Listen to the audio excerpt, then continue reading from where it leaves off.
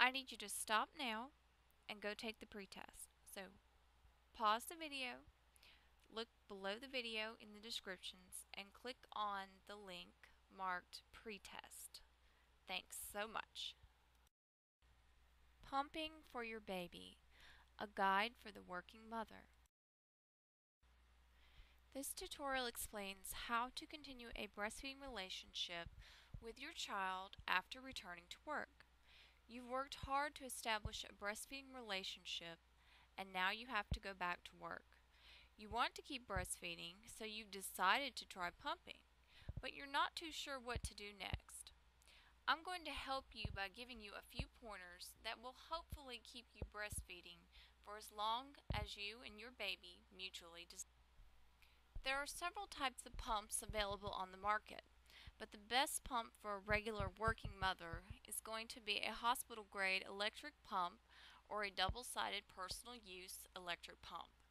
Double-sided pumping is the fastest and most efficient way to pump your breast milk, and it stimulates your body to produce more milk than single-sided pumping. You can rent a pump or buy one. The WIC program provides pump rentals free of charge for low-income mothers.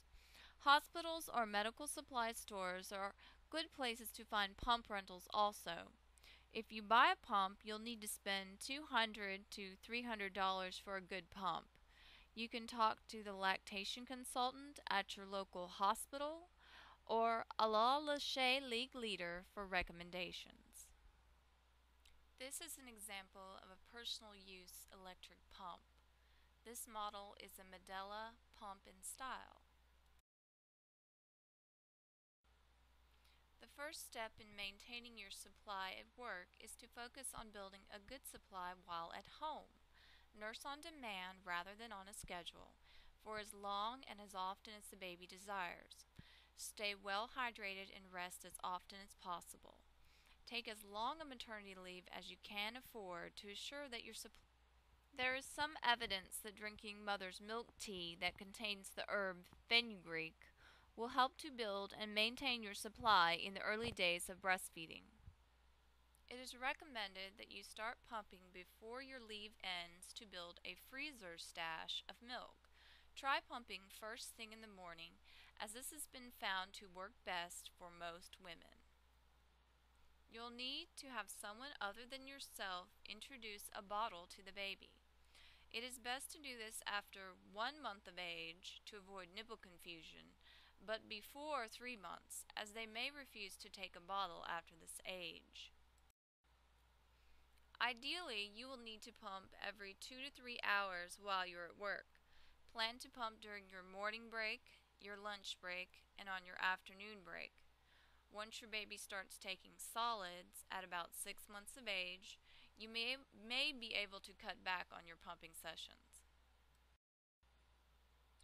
You may want to ask your baby's caregiver not to give the baby a bottle close to the time you are scheduled to return home, so you can breastfeed as soon as you get there. Always wash your hands before pumping. Read and follow the instructions for your breast pump. Make sure the flange, the part that fits over your breast, fits correctly. Your nipples should be centered in the opening. Gently massaging your breast while pumping will help to stimulate production and get all the milk out. You should pump for 10 to 20 minutes for a maximum of 30 minutes. You can bring a picture of your baby or a recording of him to help stimulate letdown. Make yourself comfortable. Reading a book or listening to music will help you to relax. If needed, there are hands-free pumping bras you can buy, or you can make one by cutting holes in a sports bra. When you are finished pumping, wash the flanges in hot soapy water. Immediately store your milk in a refrigerator. Don't forget to stay hydrated by drinking 6 8-ounce glasses of water or other non-caffeinated beverages during the day. 2 to 3 8-ounce caffeinated beverages daily are okay while breastfeeding per the American Academy of Pediatrics. You'll need something to store your breast milk in. There are specially made storage bags and bottles you can purchase. Glass bottles should not be used because the white cells in milk that provide protective immunity will stick to the glass and be lost. Stored breast milk should not be microwaved because it destroys the white cells. It can be warmed by letting it sit in warm water, not boiling, for a few minutes. Frozen milk can safely be thawed in the refrigerator. Fresh breast milk can be kept in a refrigerator for up to a week. Freezing destroys more of the immune properties of the milk, but it is the only option for long-term storage.